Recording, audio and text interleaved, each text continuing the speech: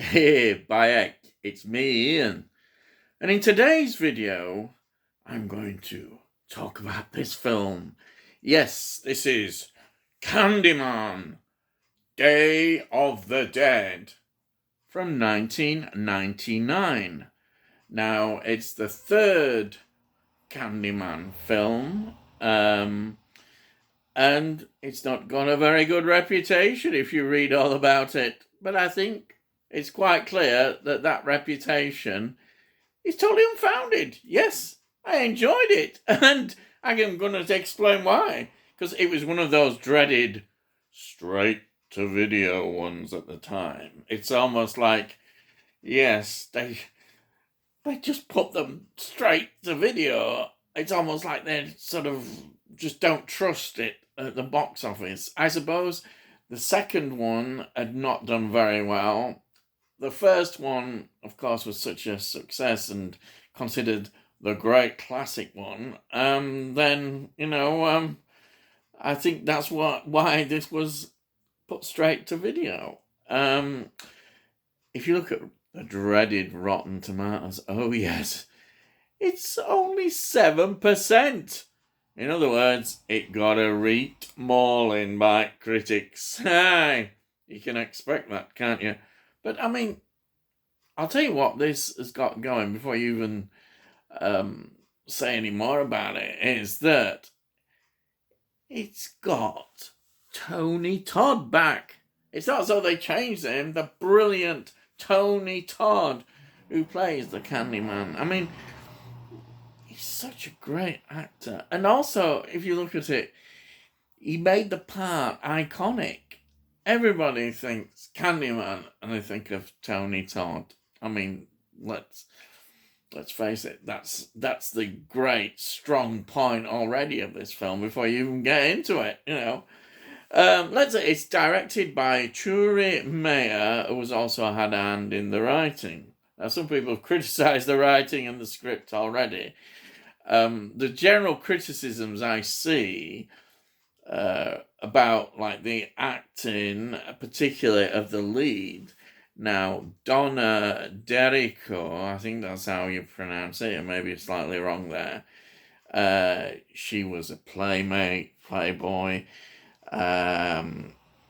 figure. She'd been in Baywatch, and Baywatch, of course, has this certain reputation. She had a very much television history, but did you know she appeared in Austin Powers Goldmember? Yes. So, I mean, it's not. There's lots of other things she appeared in. So, we shouldn't immediately get down on her. I think there's that sort of prejudice against her already in the film. Okay, I'm not going to say she's the most outstanding lead, but I think she's okay in it. She's not terrible. I've seen a lot worse.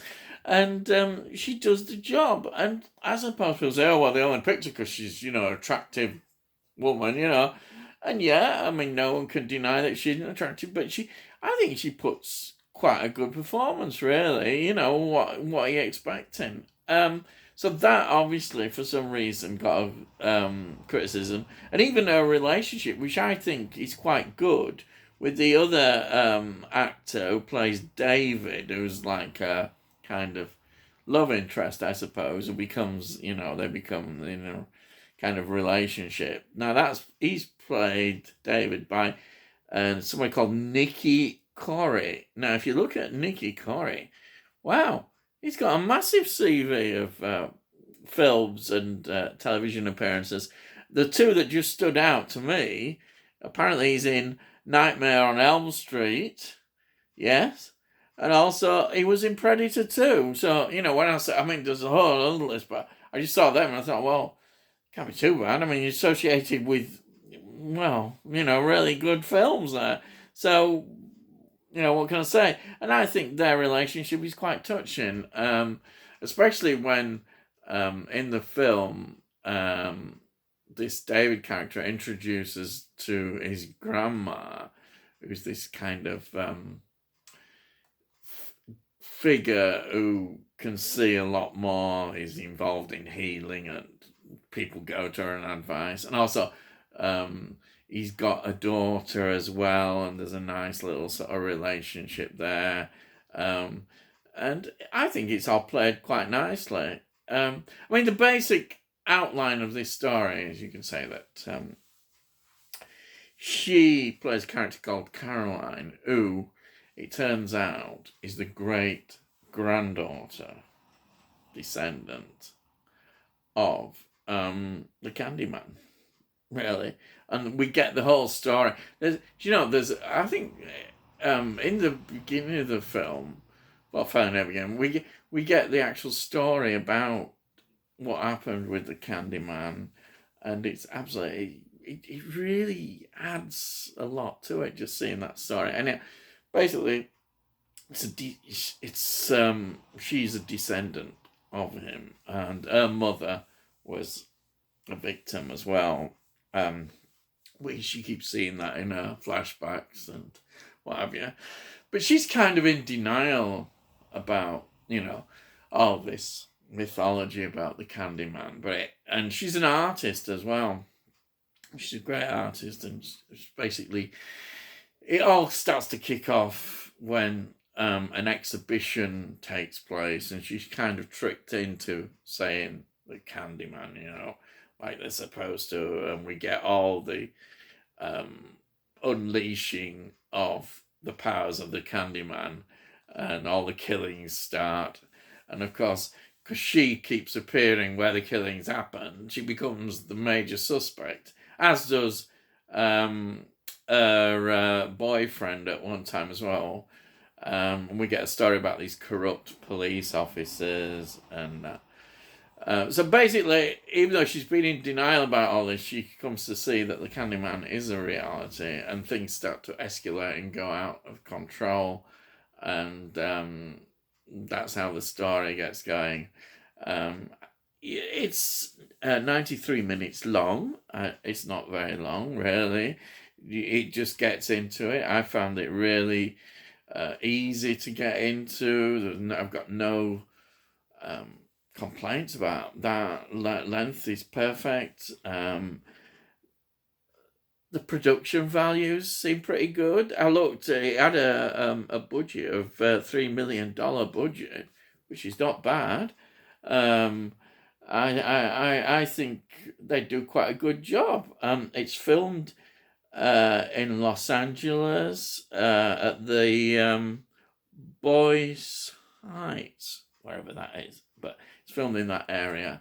And the other really nice thing in the film is actually linked with the title, which is this there's a scene with the a few scenes, Day of the Dead festival, which is a great sort of bright kind of festival where they're celebrating their ancestors and all the dead people and all that kind of thing. It's a tradition. And it's really good. You get really blown into the excitement of that. And it all happens that the police are chasing her at this moment in time, and it's really good. There's some corrupt police officers involved who would definitely want to pin it on her, and not very nice characters, not very nice police. And it's funny because I was thinking, I've seen this sort of Day of the Dead thing before somewhere in a film, and then I realised it was from a James Bond film. It was, I think it's possibly in the opening of Spectre. We won't talk about Spectre, but and it is actually perhaps one of the best things in the Spectre film, which is this beginning, which is this Day of the Dead festival. So there it is. I saw it. We're sticking out some James Bond connections, don't we? Yeah, there it is. Very, very colourful and very, just adds quite a bit. And it's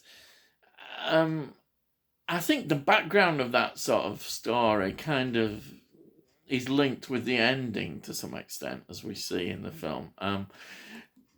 The ending is really good as well. I think it's a very powerful ending to me.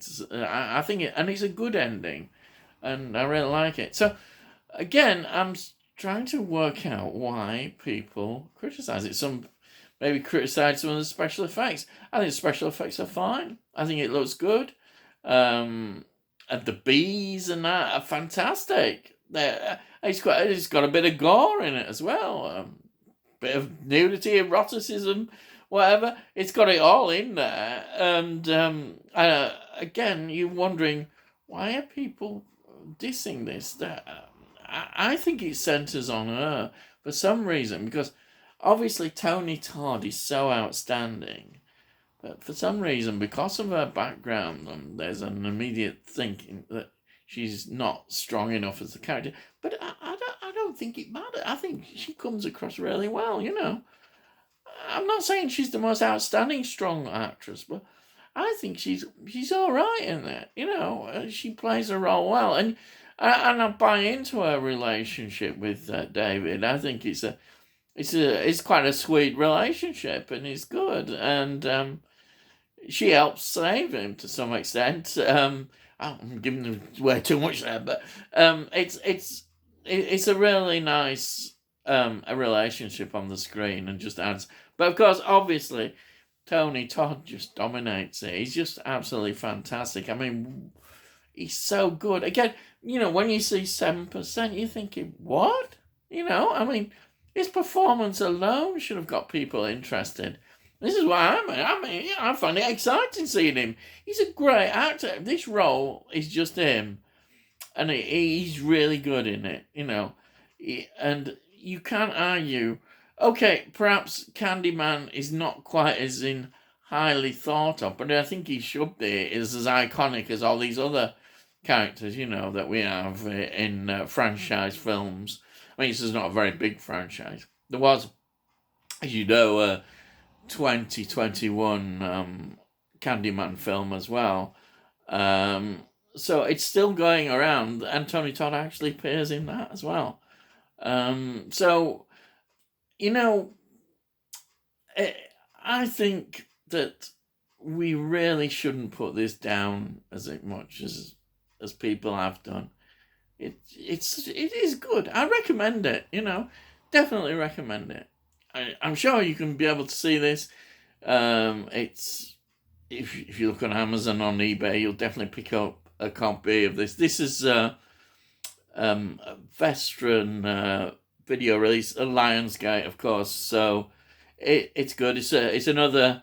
This is a Region A one again. So you need your multi-region player that can play all these regions and so on. But just look at this. This is a lovely release. Look at the artwork on this. It's in a slipcover. The artwork is the same, but look at that artwork. Isn't that great? Absolutely fantastic. Yeah, there it is. So I can't really recommend this film enough, you know. This is Candyman 3, Day of the Dead from 1999. If you can, watch it. That's all I've got to say. Yes. Okay. So here we are again. So all I can say is subscribe, and we can let you know about when I put out these videos. Also, if you like it, just give it a like. Please give it a like. You know, it costs no, as I always say, it costs no. You can't say better than that, can you, nowadays, eh? Buy it, you can't. Anyhow, all I've got to say is, I'll see thee, and I'll see thee again.